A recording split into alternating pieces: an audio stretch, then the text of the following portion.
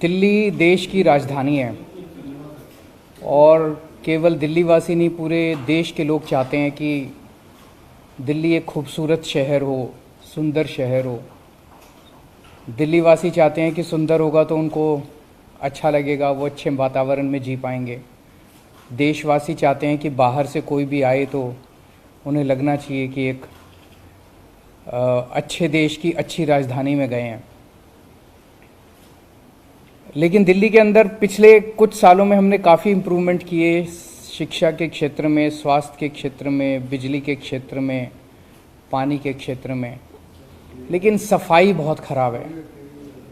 चारों तरफ कूड़ा ही कूड़ा है दिल्ली के अंदर, बहुत ज़्यादा कूड़ा है, जिसको लेके थोड़ी शर्म भी आती है सबको कि हमारी दिल्ली इतनी गंदी क्यों है। और ख़ासकर ये जो 3 कूड़े के पहाड़ हैं, भलसवा, गाज़ीपुर और ओखला, ये केवल शर्म का कारण नहीं, लेकिन आसपास जितनी आबादी रहती है उसके लिए तो बिल्कुल नरक की ज़िंदगी है। एक एक पहाड़ के आसपास कई कई किलोमीटर तक इन कूड़े के पहाड़ों की बदबू पहुंचती है। चारों तरफ मच्छर मक्खी हैं। इन पहाड़ों पे जब तब आग लग जाती है, उसका धुआं चारों तरफ फैलता है। अगर आसपास के लोगों से पूछें तो एक तरह से उनकी ज़िंदगी जो है वो नरक बन चुकी है। हमें कोशिश तो ये करनी चाहिए थी कि इन तीनों पहाड़ों को ख़त्म करें, और जैसे दुनिया के अन्य शहर हैं जो डेवलप्ड कंट्रीज़ हैं, वहाँ पे जो सॉलिड वेस्ट मैनेजमेंट की मॉडर्न टेक्निक्स हैं उनको लाके हम दिल्ली में लागू करें। हमें कोशिश तो ये करनी चाहिए थी। वो ना करके आज ये तीनों पहाड़ों की स्थिति ऐसी है कि हज़ारों करोड़ रुपए खर्च करने के बाद भी इन पहाड़ों की डेली हाइट बढ़ती जा रही है, कम होने की बजाय। और अब ये सुनने में आ रहा है कि इन 3 पहाड़ों के अलावा ये लोग 16 और जगहों पे नए कूड़े के पहाड़ बनाने का प्लान कर रहे हैं। आप कल्पना कर सकते हो, अगर 16 कूड़े के पहाड़ पूरी दिल्ली में जगह जगह कोने कोने में बन गए तो लगभग सारी दिल्ली के लोग 24 घंटे बदबू का शिकार होंगे। 24 घंटे आपके घर में बदबू आएगी। फिर ऑलमोस्ट हर इलाके के अंदर एक कूड़े का पहाड़ होगा, 24 घंटे बदबू आएगी, चारों तरफ 24 घंटे मच्छर मक्खी होंगे पूरी दिल्ली में, चारों तरफ धुआं ही धुआं होगा, और दिल्ली एक तरह से कूड़े के पहाड़ों की राजधानी बन जाएगी। एक तरफ हम लोगों ने दिल्ली में 500 तिरंगे लगाए। आज दिल्ली तिरंगों का शहर माना जाता है, और ये उसे कूड़ों के पहाड़ों का शहर बना देंगे। हम दिल्ली के अंदर ढेरों झील बना रहे हैं। बहुत जल्दी दिल्ली झीलों का शहर माना जाएगा। हम दिल्ली के पार्क्स और गार्डन्स को बहुत बड़े स्तर के ऊपर डेवलप कर रहे हैं। कोई भी दिल्ली में आएगा तो देखेगा खूबसूरत पार्क और गार्डन्स होंगे। दिल्ली पार्क्स और गार्डन्स का शहर माना जाएगा, और ये कूड़े के पहाड़ों का शहर बना रहे हैं। आज दिल्ली अपनी शिक्षा और स्वास्थ्य सेवाओं के लिए विश्व भर में मानी जाती है, और ये लोग इसे कूड़ों का पहाड़ शहर बनाना चाहते हैं। मैं समझता हूँ कि दिल्ली वासी भी इससे बहुत नाराज़ होंगे और देशवासी भी नाराज़ होंगे अगर देश की राजधानी को इस तरह से कूड़ों का पहाड़ बनाया गया। हम इसका सख्त विरोध करते हैं, और मैं समझता हूँ सभी दिल्ली वासी जो है इसे बिल्कुल किसी भी हालत में 16 नए कूड़े के पहाड़ कबूल नहीं करेंगे, और जो मौजूदा 3 पहाड़ हैं वो तीनों पहाड़ भी ख़त्म होने चाहिए। अगर आप कह रहे हैं कि बड़ी जो जिस तेजी से इसको डिकम्पोज करने की कोशिश हो रही है पहाड़, उसमें भी बहुत लंबा समय लग रहा है। दूसरी तरफ आपने क्या सेंट्रल से इसके बारे में बात की, क्योंकि राजधानी एलजी साहब से मेरी बात हुई थी पिछली मीटिंग में। मैं उनके पास डेटा लेके गया था। मैंने कहा जी देखो, हर कूड़े के पहाड़ का डेटा था। जैसे उसमें से एक पहाड़ का था कि 2500 टन कूड़ा डेली आ रहा है वहाँ पे, और 1500 टन की प्रोसेसिंग हो रही है। तो 1000 टन कूड़ा डेली ऐड हो रहा है वहाँ पे, कम होने की बजाय रोज़ ऐड हो रहा है। तो पहाड़ कम नहीं हो रहे, पहाड़ डेली ऐड होते जा रहे हैं।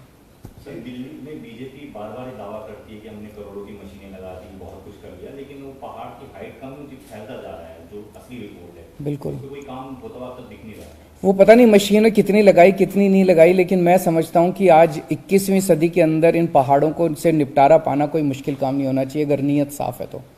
पहले ये लोग कहते थे कि इनसे सरकारी स्कूल नहीं चलते, हमने सरकारी स्कूल चला के दिखा दिए।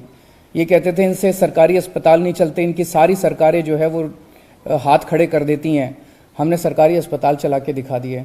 अगर दिल्ली की जनता एक मौका देगी तो ये सारे कूड़े के पहाड़ भी खत्म कर देंगे और दिल्ली को एक खूबसूरत शहर बनाएंगे। अगर एमसीडी में आपकी सरकार आती है तो क्या कोई कितना समय लग सकता है ये मैं कैलकुलेट करके बताऊंगा। मैं अभी ऑफ कुछ भी बोल दूं चुनाव की वजह से वो सही नहीं होगा।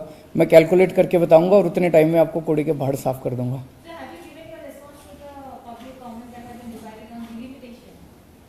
वो बना रहे हैं, हमारे लोग बना रहे हैं। Maybe in a day और two we will be ready with it. About what? वो अभी सारा बना देंगे तो आपके we will come back to you.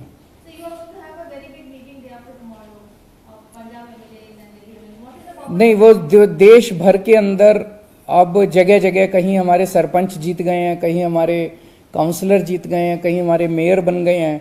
तो पूरे देश भर में जितने भी इलेक्टेड रिप्रेजेंटेटिव्स हैं, सरपंच से पंच मेंबर से लेके और मुख्यमंत्री तक, उन सब की मीटिंग बुलाई गई है। सो इट्स बेसिकली जस्ट एक तरह से पूरा दिन सब लोग बैठेंगे, आपस में एक दूसरे से मिले नहीं है, सब लोग बैठेंगे और आगे की चर्चा करेंगे। सर, बीजेपी एक के बाद एक स्टिंग ऑपरेशन लेकर आ रही है, कल भी एक स्टिंग ऑपरेशन। तो मनीष सावत जी ने तो कह दिया भाई ये सीबीआई में जांच चल रही है, सारे स्टिंग ऑपरेशन सीबीआई को सौंप दो। सीबीआई सोमवार तक कर ले, 4 दिन तो बहुत होते हैं। जांच कर ले, अगर कुछ गड़बड़ है तो गिरफ्तार कर ले, और गड़बड़ नहीं है तो सोमवार को माफी मांग ले। CBI sources are saying that they have taken note of the sting operation and they are also alleging that there are direct links of this said individual Amit Arora with the people in the excise policy as well as excise। तो करें, फिर करें, गिरफ्तार करें। ये sources से, sting से, मतलब आज तक मेरे को ये समझ नहीं आया कि शराब घोटाला क्या है। पहले बोले जी 1.5 लाख करोड़ का, इनका एक नेता बोला 1.5 लाख करोड़ का घोटाला है।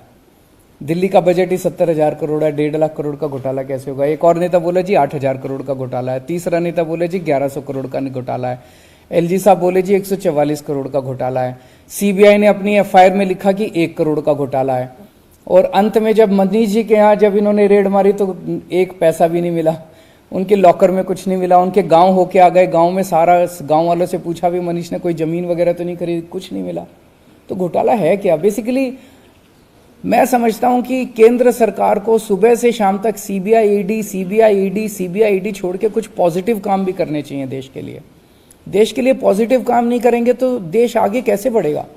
24 घंटे सबके ऊपर बस सीबीआई ईडी पूरे देश को डरा रखा है, पूरे देश को धमका रखा है। ऐसे देश कैसे आगे बढ़ेगा? कोई गलत काम करे उसको पकड़ो, लेकिन जबरदस्ती सबके ऊपर सीबीआई ईडी, इस तरह से तो देश आगे नहीं बढ़ सकता ना। ऐसे कैसे देश तरक्की करेगा? आप स्कूलों की बात करो, हमारी प्रेस कॉन्फ्रेंसेस आप देखते हो, हमारी 95% प्रेस कॉन्फ्रेंसेस पॉजिटिव चीजों के ऊपर होती है।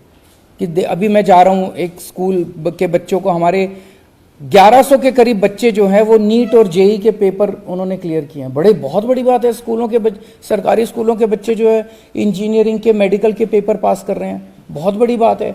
ऐसे अच्छा काम करो ना, पॉजिटिव काम करो। जबरदस्ती सबको दुखी कर रखा है इन्होंने। किसकी बात करती रही है?